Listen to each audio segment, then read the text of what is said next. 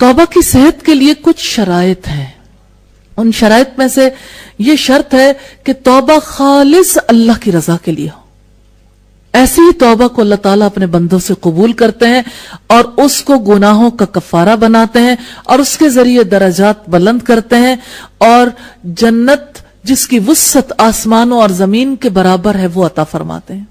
جیسے کہا جاتا ہے خالص شہد، خالص دودھ، تو خالص چیز میں ملاوٹ نہیں ہوتی. اور توبۃ النصوح اس سے مراد ہے جس کو اس کے ارکان اور شرائط کے ساتھ ادا کیا جائے. اور توبہ کے 5 ارکان ہیں.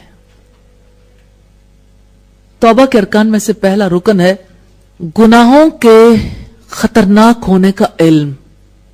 اس علم کے بغیر توبہ درست نہیں ہوتی. علم حاصل کرنا ضروری ہے. جو شخص گناہوں کے خطرے کو نہیں سمجھتا وہ ان گناہوں کو بڑا نہیں سمجھتا. وہ یوں ہی سمجھتا ہے جیسے ناک پہ کوئی مکھی بیٹھی تو اڑا دی. گناہ ایسے ختم نہیں ہوتا.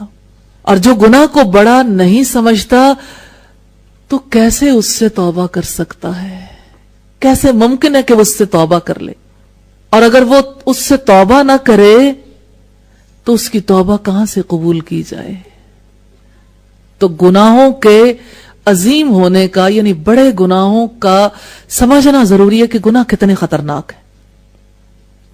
رابعہ ادویہ کے بارے میں یہ کہا جاتا ہے کہ ایک شخص تھا کہ جس نے اللہ سے استغفار کی تو انہوں نے محسوس کیا کہ اس کی استغفار میں وہ دل کا احساس شامل نہیں ہے. تو رابعہ ادویہ نے کہا کہ ہماری استغفار محتاج ہے کہ ہم اس پر بھی اللہ سے استغفار کریں. کہ ہماری استغفار ایسی ہے کہ اللہ سے توبہ کرنی چاہیے کہ ہم استغفار کرنا بھی نہیں جانتے، استغفار کرنا بھی نہیں سیکھا. علماء نے گناہوں کو 2 حصوں میں تقسیم کیا ہے، گناہ کبیرہ اور گناہ صغیرہ. یہ تقسیم صحیح ہے، لیکن جو راسخ علم رکھنے والے، پختہ علم رکھنے والے، وہ کہتے ہیں کہ کسی گناہ کو چھوٹا مت سمجھو، لیکن اس طرف دیکھو کہ میں نے نافرمانی کیا کی ہے اور کس کی نافرمانی کی. میں نے کس کی نافرمانی کر دی؟ اللہ کی نافرمانی، خالق کائنات کی، مالک کائنات کی. کیونکہ اس کی وجہ سے انسان کے دل میں گناہ بہت بڑا ہو جاتا ہے. تو جو شخص توبہ کرنا چاہتا ہے اس کو جان لینا چاہیے کہ انسان توبہ کرتا ہے گناہ کے بڑے ہونے کے اعتبار سے اور گناہ کے خطرے اس کے انجام کو پہچان کے. اس مفہوم کو ذہنوں کے اندر راسخ کرنے کی ضرورت ہے. نمبر 1 تو یہ کہ خالق عظیم ہے. اللہ تعالیٰ کے اسماء صفات کا علم حاصل کر کے پھر اللہ تعالیٰ کی آیات رحمت اور آیات عذاب کے توسط سے، کیونکہ اس کی وجہ سے انسان خوف اور امید کے بین بین رہتا ہے. کیونکہ کبھی تو وہ ڈرتا ہے، کبھی پھر اسے امید بھی بن جاتی ہے. تو انسان اگر اپنے آپ کو ہمیشہ ایسے مقام پر پائے کہ کسی بھی وقت وہ گناہوں میں گر سکتا ہے، یعنی اگر وہ نیکی کرنے کی قوت رکھتا ہے تو گناہ بھی اس سے ہو سکتے ہیں، ہر وقت وہ محسوس کرے کہ میرا قدم کہیں ڈگمگا نہ جائے، تو یہ خوف اس کو گناہ کرنے نہیں دیتا. تو جیسے اللہ تعالیٰ نے سورہ الانعام کی آیت نمبر 165 میں ذکر کیا ہے، دائمی طور پر اس طرف توجہ کرنی چاہیے کہ اللہ تعالیٰ رحیم ہے، اس کی رحمت کی طرف بھی. اور جیسے اس نے کہا نبی عبادی، میرے بندوں کو بتا دو کہ میں غفور و رحیم ہوں، اور میرے بندوں کو بتا دو کہ میں بہت سخت انتقام لینے والا بھی ہوں. الحجر کی آیات ہیں 49 سے 50. سورہ الزمر میں رب العزت کا ارشاد ہے قُلْ يَا عِبَادِيَ الَّذِينَ أَسْرَفُوا عَلَىٰ أَنفُسِهِمْ لَا تَقْنَطُوا مِن رَحْمَةِ اللَّهِ، کہہ دو اے میرے بندو جنہوں نے اپنی جانوں پر خود ظلم کیا ہے، میری رحمت سے مایوس نہ ہو جانا. تو پہلا رکن ہے توبہ کا جو ہم نے دیکھا کہ گناہوں کے بڑے ہونے کا، خطرناک ہونے کا، یعنی اس کے انجام کا علم، اور مسلسل توبہ کو مستحضر رکھنا اپنے قلب کے اندر تاکہ مسلسل اس توبہ کے سلسلے کو جاری رکھا جائے. توبہ کا دوسرا رکن ہے نیک اعمال کے لیے جلدی کرنا. توبہ کے لیے رغبت رکھنا، نیک اعمال کے لیے جلدی کرنا اور گناہوں پر اصرار نہ کرنا. کیونکہ جس وقت ایک انسان گناہوں بھرے ماحول میں رہتا ہے کوئی پتہ نہیں کس وقت وہ اس میں مبتلا ہو جائے. اس لیے انسان پر گناہوں بھرے ماحول میں رہتے ہوئے مسلسل توبہ کرنی لازم ہے. اسی طرح کچھ لوگ جو ہیں وہ صغیرہ گناہ بار بار کرتے رہتے ہیں، یہ تو چھوٹی سی بات ہے، ایسی بھی کوئی بات نہیں ہے. تو چھوٹے گناہ ہمیشہ بڑوں کی طرف لے جاتے ہیں اور چھوٹے گناہ بار بار کرنے سے کبیرہ بن جاتے ہیں. جو اللہ کی معرفت رکھتے ہیں وہ چھوٹے گناہوں پر اصرار نہیں کرتے اور کوئی بڑا گناہ ایسا نہیں ہوتا جس پر استغفار نہیں کرتے. تو یہ توبہ کی قبولیت کی شرط ہے.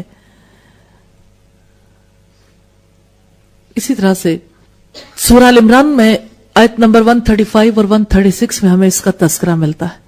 تیسرا رکن ہے عزم، ارادہ، کہ دوبارہ کبھی یہ گناہ نہیں کرنا.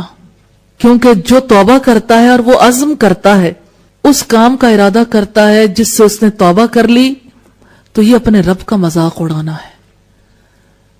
اللہ تعالی ہم سب کو اپنی پناہ میں رکھے. تو جو شخص گناہوں سے توبہ کرتا ہے، پھر اس میں پڑ جاتا ہے، پھر دوبارہ گناہ کرتا ہے، پھر توبہ کرتا ہے، حتیٰ کہ وہ قوی ہو جاتا ہے اور پھر وہ اس گناہ سے الگ ہو جاتا ہے. تو اللہ کی رحمت سے مایوس نہیں ہونا چاہیے جب تک کہ توبہ خالص سے ہر بار اگر غلطی ہو جاتی ہے تو اس غلطی سے توبہ کرتے رہنا چاہیے.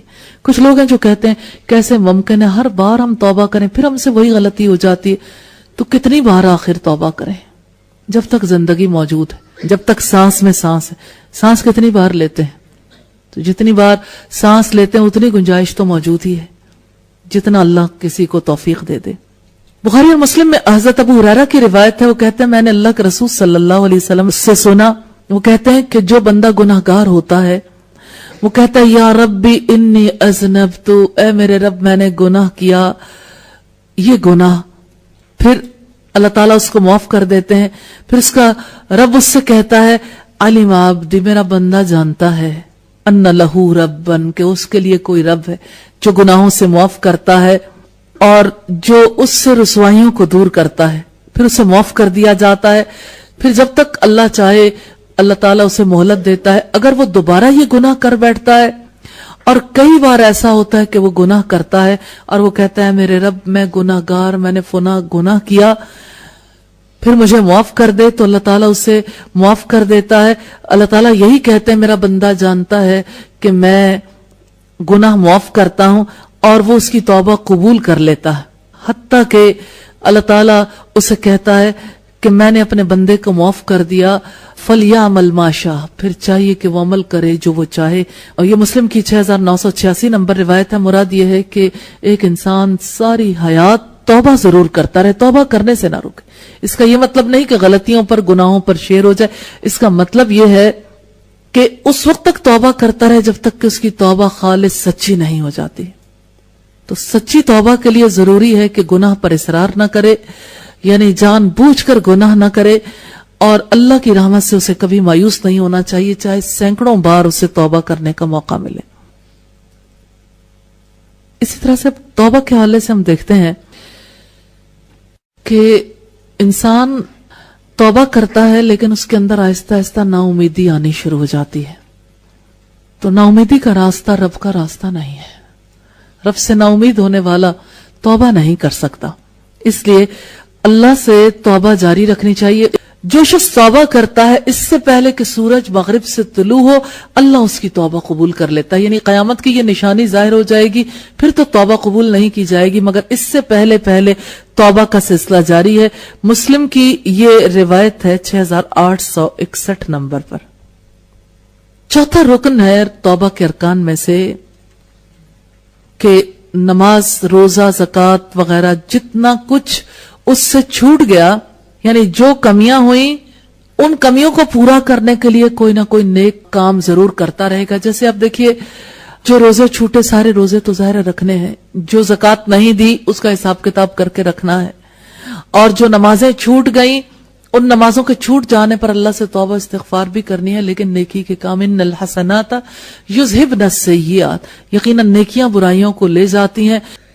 پانچواں رکن ہے کہ جو کام ایسے انسان سے ہوئے جس میں مادی طور پر کسی پر ظلم کیا، تو جس پر ظلم کیا ہے اس سے معافی مانگ لے اور اس کی تلافی کر دے.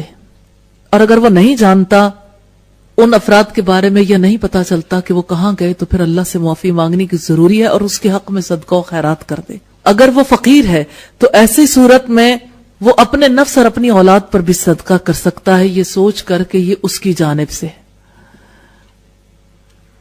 یعنی جس کے ساتھ اس نے ظلم کیا. اسی طرح سے جن حقوق العباد میں کمی کی ہے ان حقوق العباد کو ادا کرنا ضروری ہے.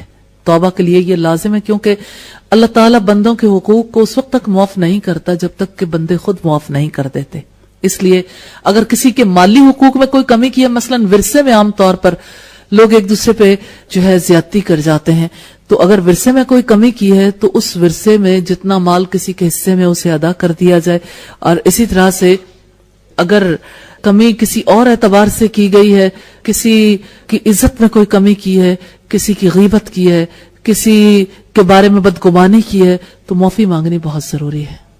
اللہ سے معافی کے ساتھ ہی معافی ملتی ہے. اور حقوق 3 قسم کے، ایک خالص اللہ کا حق ہے، اس پر خالص توبہ سے معافی مل جاتی ہے. اور ایک بندوں کا خالص حق ہے، جب تک بندے معاف نہ کریں توبہ قبول نہیں ہوتی، چاہے وہ کتنی ہی توبہ کرے. اور دوسرے بندے اور رب کے درمیان مشترکہ حقوق ہیں، تو یہ حقوق جو ہیں ان کے بارے میں اگر ہم دیکھنا چاہیں یہ توبہ سے دور ہو جاتے ہیں اگر انسان مظالم کو دور کر لے، یعنی اللہ سے معافی مانگ لے.